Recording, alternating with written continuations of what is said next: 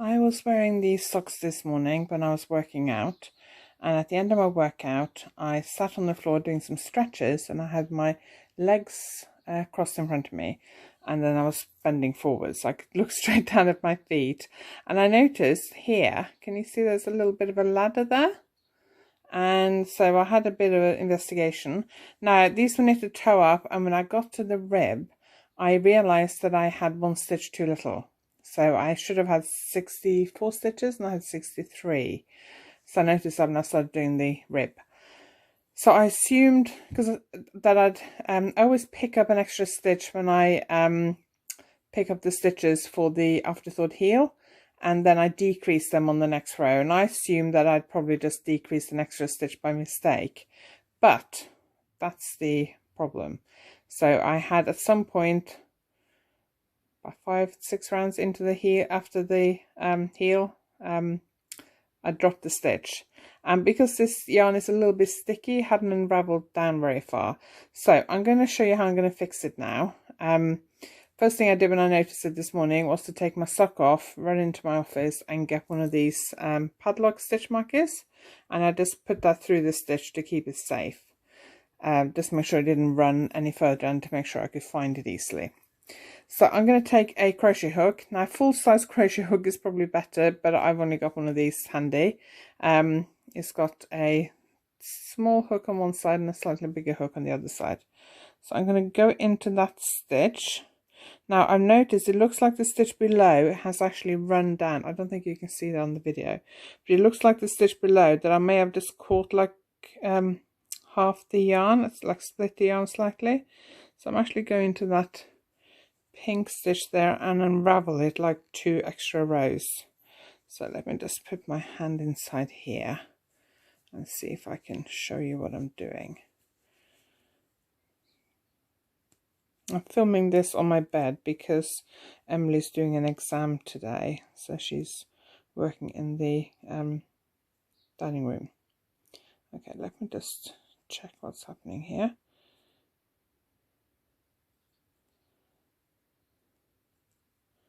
I also forgot to bring my reading glasses upstairs, which is a bit of a problem because I can't see what I'm doing. Right, let me have a look. Okay, so I'm just gonna, so that's the stitch. I'm just gonna do this one and then I'll show you a bit.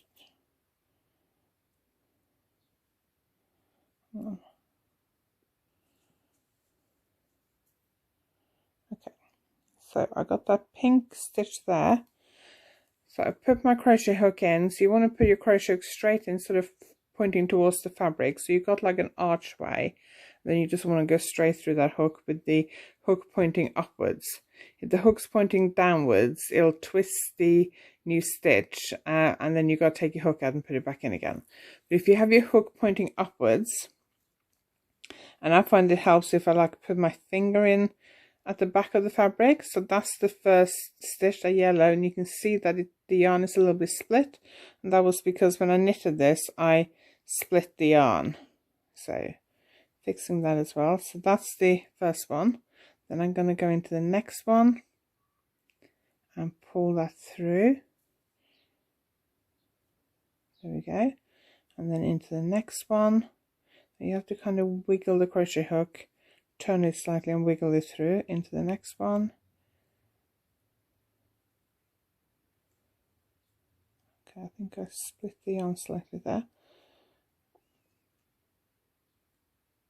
There we go. And then into the next one, and you basically want to take this as far up as you can. Eventually you'll get to a point where you can't go any further, but you want to go as far as up as you can. So I think that's enough, because here the row after the stitches are kind of fairly tight. So maybe I can do one more. Oh yeah, let's squeeze one more in. Right, so I think that's enough. So you just want to make sure you take it far enough up so you don't have a hole. So now I've got a bit of yarn. I had this yarn that I was knitting with on my desk because I hadn't put it away anyway yet. If you haven't got the yarn you knitted with, just find a yarn in a similar colour. So I've just put it on a sewing needle. I'm going to thread that through. So you don't need a very long piece of yarn, but although my piece is quite long, it doesn't have to be that long. So I've just looped that through the yarn, through the stitch, sorry. And then I'm actually going to cut this yarn a little bit shorter because it is a bit long. There we go. And then because I've got one of these needles with like quite a big loop here, I'm going to thread both ends through the needle at the same time.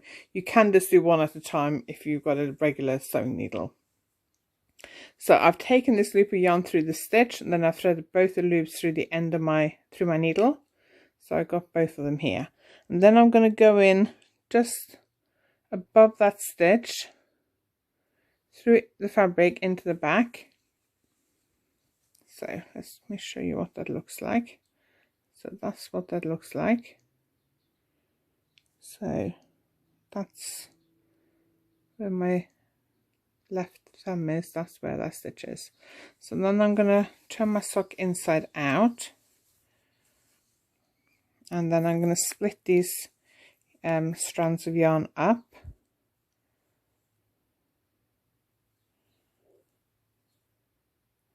I'm going to do them one at a time, and now I'm basically just going to weave them in.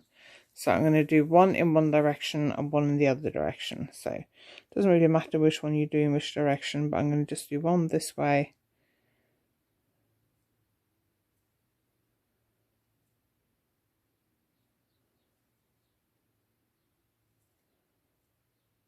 There we go. I've done 1, 2, 3, 4, 5, 6, 7, 8 stitches one way.